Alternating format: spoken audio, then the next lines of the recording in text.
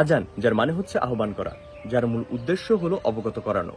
ঐতিহাসিকভাবে মুসলমানদের 5 ওয়াক্ত নামাজের জন্য দৈনিক 5 বার মিনার থেকে উচ্চস্বরে আজান দেওয়া হয়।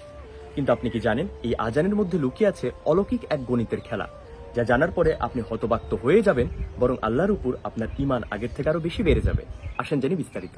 আজানের প্রথম শব্দ হলো আল্লাহ, শেষ শব্দ হলো আল্লাহ, অর্থাৎ আল্লাহ শুরু আল্লাহ শেষ।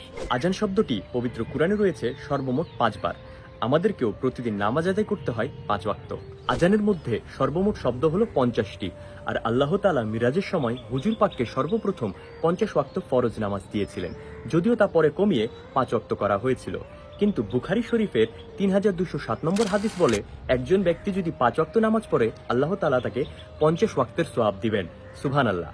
আজানের মধ্যে সর্বমোট 17টি ভিন্ন অক্ষর রয়েছে, আর আমাদের প্রতিদিনের ফরজ নামাজ হলো 17 রাকাত। ফজর 2, জোহর 4, আসর 4, মাগরিব 3, এশা 4, মোট 17 রাকাত। আজানের মধ্যে সবচেয়ে বেশি ব্যবহৃত শব্দ হচ্ছে আল্লাহ। আল্লাহ শব্দের আলিফ অক্ষরটি সম্পূর্ণ আজানে রয়েছে 47 বার, লাম অক্ষরটি রয়েছে 45 বার এবং হা অক্ষরটি রয়েছে 20 বার। সুতরাং 47 যোগ 45 যোগ 20 সমান 112।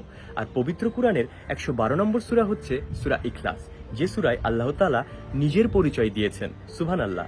আশা করছি এই তথ্যগুলো আপনার ঈমান বৃদ্ধির জন্য ছোট্ট একটা কারণ হবে।